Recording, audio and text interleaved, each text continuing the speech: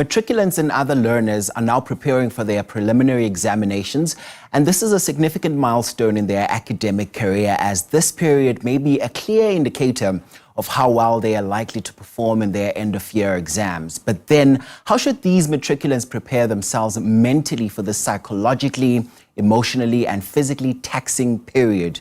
To discuss this with us, we're joined by education specialist Thobo Khathola. Welcome to the program. It's great to have you. Thanks for having me, Mklo. Yeah, so this is a time where stress and anxiety levels are at an all-time high for our matriculants. This is where you have terms such as time management and discipline also being thrown into the works. Let's talk about how do matriculants better manage their stress and anxiety levels at this time. Yeah, preparation. I always tell students that failure to prepare, the cliche, failure to prepare is preparing to fail. So at this point, especially as students are going into their mid-years, this is the time for them to really prepare, sit for past papers, engage tutors, go for extra lessons at school, and also just, talk to parents to allow them to help them with the necessary resources, time, gadgets for them to be able to prepare for their mid-years. And also you would hear some of them come out and say that they've actually did prepare, they did study, they did do the work, but when they get to the exam, sometimes they freeze because they're just so anxious. What is it that needs to be done, and what strategies would you perhaps recommend for some of those learners?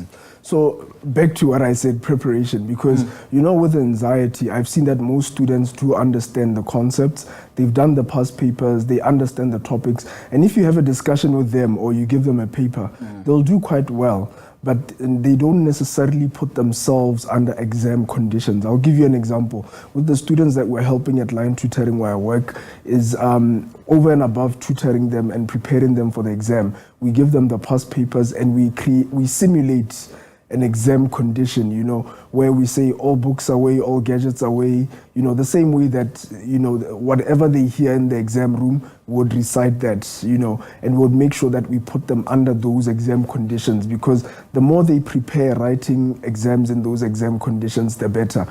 Some students usually do their past papers at home, in the dining room, when there's an aircon, etc. But sometimes you don't even know the exam room that you're going to be sitting at. It could be a hall with bad air conditioning. So you need to also, as much as you practice a sport, you need to simulate, that exam condition.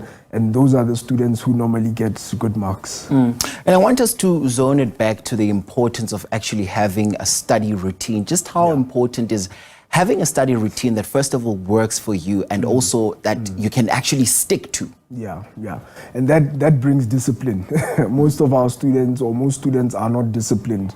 We deal with thousands of students. For me to be able to make that deduction, because, it's like our student, or the student nowadays, always goes for the easy route. So if they have a exam timetable, they know, or a study timetable, they don't have anyone to hold them to account. So sometimes it actually helps to say, Mom and Dad, here's my study timetable. Make sure that I follow this study timetable. Or even your tutor to say, Tutor, seeing that you're coming to my house every day from this time to this time, make sure that by the time you leave, at least I've done my homeworks and I've prepared for the following day. So discipline and having somebody to hold you accountable. It could be a friend, it could be a family member, and it could be the gadgets that the students are using. Don't use your gadgets for social media. Make sure that you have some kind of a assistant that can help you to say, at this time I'm doing this, I'm studying, at this time I'm doing this subject, this time I'm going to bath, this time I'm eating. And also be intentional about the time that you socialize. If you need to socialize for maybe 20 minutes a day, be intentional about it, and make sure that if you have said that I'm socializing between this time, when the time comes to end your social activity, make sure that indeed you end it.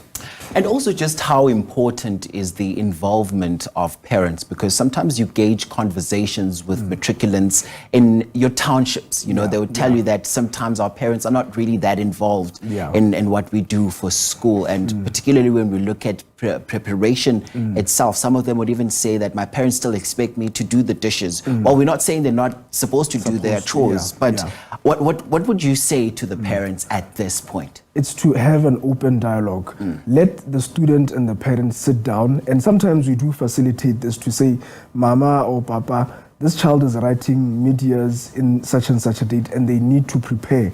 So try to tone it down when it comes to the house chores, or maybe, like I say, look at the student's study timetable, stick it on the fridge so that we know that Mko at this time he's eating, at this time he's studying, so we can't bother him. And you know, once you have an open and honest conversation with your parent about this, and once you are also following the exam timetable. You know, one thing I've seen with our students, they would say, I'm studying science on this time, on this day. And the parent walks into the room and the student is doing something else. Or maybe they are on the phone with their friends. That's why sometimes parents are forced to say, hey, you're on the phone, go and do the dishes, you know. So sometimes as a student also, make sure that you stick to it. Let's have an open dialogue. We also as tutors, we try to engage to say, Mama, please tone it down when it comes to the house chores. Or we'll see them over the weekend, or at least for the next 2 weeks as he's preparing or as she's preparing. You know, try to minimize what the house chores. We'll see them after exams or during holidays. And talking about, you know, those conversations, how do these young people go about starting them? Because some parents can be unapproachable at times. You know, how do they go about opening the door for those conversations, particularly when it's about time to start such an important time in the learner's calendar? Yeah, you know, Mko, one thing I've noticed about the 21st century parent, they value education. You know, whether in the township, whether in the suburb, all parents value education because that they know that that is the one investment they can put into their children that can pay dividends when they are not there in the future. You know, it's not like having a property that you are going to invest or invest in and then give to your child. They can misuse that, but education, all parents know that their students or their children need to have a proper education. And once you have an open and honest dialogue with parents, you know, parents are usually quick to accommodate their kids. They're usually quick to even compromise and say, you know what, my child is studying. If there's a family gathering, most of the parents are the ones who are saying, no, Mko is home, he's studying, please let's not bother him. Because Mko is actually doing what he's supposed to be doing. The problem is if you say you are going to study and you don't study, you know, that breaks the trust between you and your parents. So I always also say, take it back to the students to say, please make sure that if you say you are studying, you are actually studying. Your parents will even give you the extra support. You know, we've seen parents you know, using their last cents to engage us to tutor their children, you know, and you can see that, you know, Shem, they're really trying their best. They really want to help their children to go to the next level, help their children. Some of them are slow learners. You know, a parent will just take their last cents and say, if I can get a tutor for the child to be able to meet the academic goals, I would have won as a parent. Yeah, and as much as this is also a time that is riddled with anxiety, you know, this is also a time where we need to also pay focus to the mental health of these children, because sometimes it gets so bad, some of them even contemplate suicide. Just what would you say to them right now? There's a study that we've linked between academic frustration and, as you say, suicide, and also severe mental health issues. That was done by the University of Pretoria, that the correlation was actually quite strong to students who end up committing suicide, who end up feeling inadequate, that there's a high correlation with it being linked to academic frustration.